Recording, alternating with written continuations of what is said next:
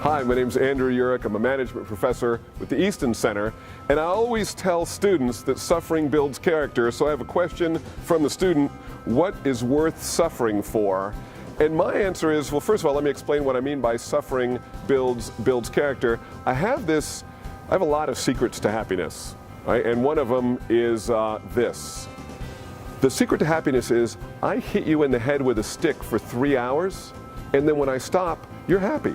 Right? So there's different kinds of happiness. There's contentment, there's how do I feel at this moment. But one kind of happiness comes from relative happiness. If things are going better today than yesterday, feel a little happier. So the thing about suffering is, if you do some things to suffer on purpose, you're kind of keeping your average down, which actually means when something good happens, you feel a little better.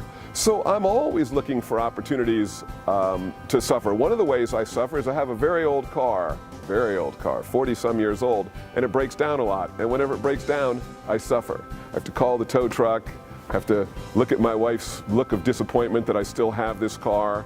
But I think it builds character. When you're driving a car, when you live in a society where nothing ever goes wrong and everything is perfect, it's like Sweden. And I don't know if you've ever been to Sweden, but it's boring. The news on Sweden is nothing, because nothing interesting happens, nothing goes wrong. So suffering builds character because suffering is interesting. Suffering leads to ultimate happiness because when things are bad, you're kind of used to it. So when we upgrade how easy our life is, we are really setting ourselves up for disappointment when things don't go well. So what's worth suffering for?